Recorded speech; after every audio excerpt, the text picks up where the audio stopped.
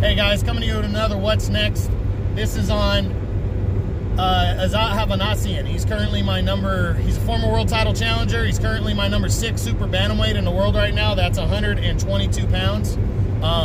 He last fought in September when he fought in a WBA eliminator and absolutely destroyed fellow former world title challenger Franklin Manzanilla. I love Azat Hovhannisyan. I am a huge fan of this guy. I think he's one of the most feared guys in boxing.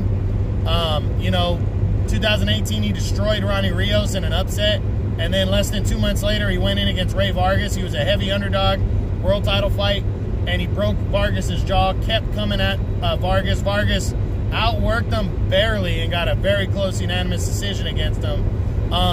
He just strung a bunch of wins together, and then last September went in against Manzanilla, who is coming off of a great performance against Ray Vargas. He knocked Vargas down, something Hovhannisyan couldn't do. He knocked him down, almost knocked him out, and he kept coming, but Vargas outworked him too to a close decision. So I really thought this was going to be a firefight. I did pick Hovhannisyan to win, but I thought it was going to be a firefight, and Hovhannisyan fucking destroyed Manzanilla to mandate himself as the #1 contender in the WBA. Now, he's a Golden Boy guy, fights on DAZN.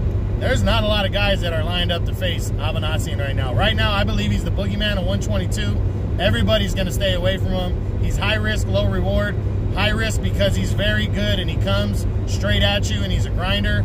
Low reward because if you beat him, he's not a big name. But you know what? That is a very good name to get on your resume. So, right, he was supposed to fight in, I believe, April on a DAZN undercard, in March or April on one of the DAZN cards. Actually, it was the end of March.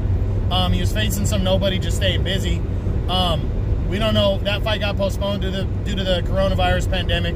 Now, we got to see what's next for Azat Hovhannisyan. Let's run through the top 10. We start with number 1, Mirajan Akhmadiev, the undefeated and unified world champion.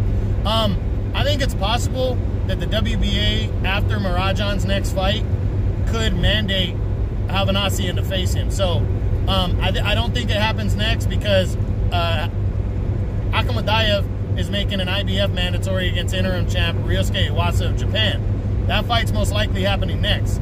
But the WBA could very easily, could mandate Hovhannisyan to fight Akhmadiev in a mandatory title fight for the, you know, after that, and that could happen. So, but it's not going to happen next. Number 2 is former champion Daniel Roman.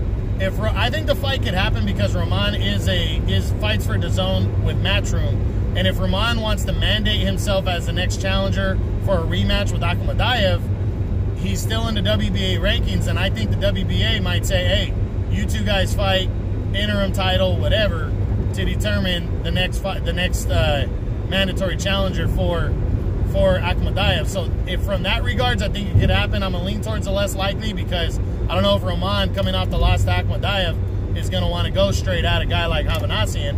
But I do think it's possible, considering Hovhannisyan is the #1, and Roman, that might be his way to get a rematch with Akhmadiev. Number 3 is WBO champion Emmanuel Navarrete. I highly doubt it, unless Navarrete wants to take a huge risk.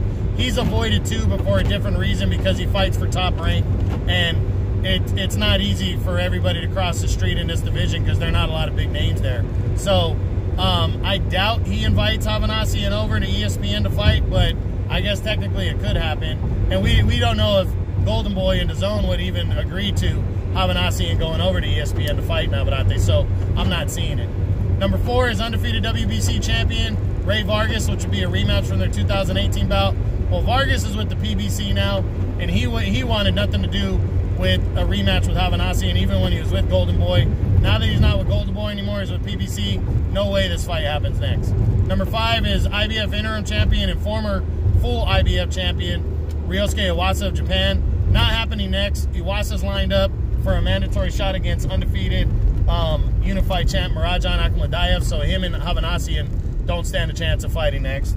Number 6 is Hovhannisyan. Number 7 is undefeated WBA regular champion Brandon Figueroa. Now, Figueroa is making a mandatory defense next against gold champion Ronnie Rios, which is like another distinction. Would the WBA mandate Havanassian to fight?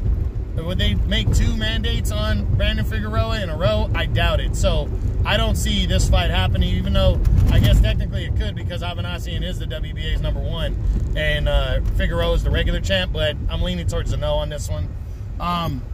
Number 8 is Ronnie Rios, which would be a rematch from their 2018 bout.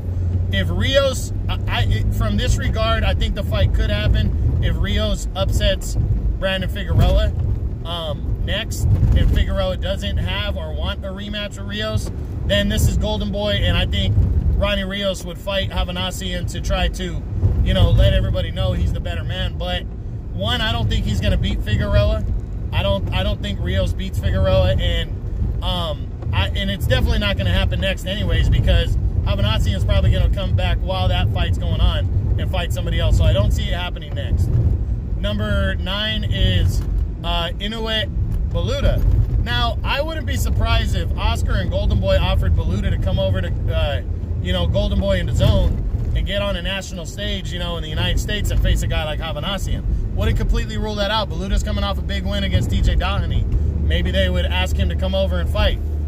You know, maybe, and Baluta might take it if he gets a direct shot at the world title after that, because Havanassian is the #1. I think it's possible. I'm leaning towards the less likely, but it is possible.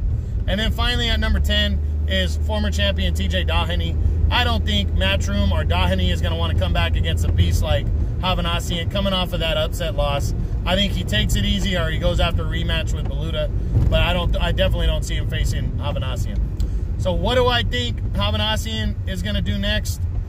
Personally, I think he's just going to stay busy and get a win and then see what the WBA decides to do once some of the smoke clears and Akhmadiev makes his mandatory of the unified belts. And then what's his name? The other guy, Brandon Figueroa, makes his mandatory against Ronnie Rios. I think that's what's going to happen. That's what Havanassian's gonna look to do after, and he's just gonna kind of bide his time in his next fight. But if there is a top 10 guy that I think is possible, I think Inoue Baluta might be the most reasonable one. I think Daniel Roman possibly to go after his #1 contendership, and I just hope Havanassian gets a decent fight sometime soon, because the dude's a beast and he deserves it, and I really like him a lot. All right, guys, that's the what's next on my number 6 super bantamweight in the world right now at 122 pounds, Azat Havanassian. Hope you enjoyed it. True Boxing, you've been hit with the truth.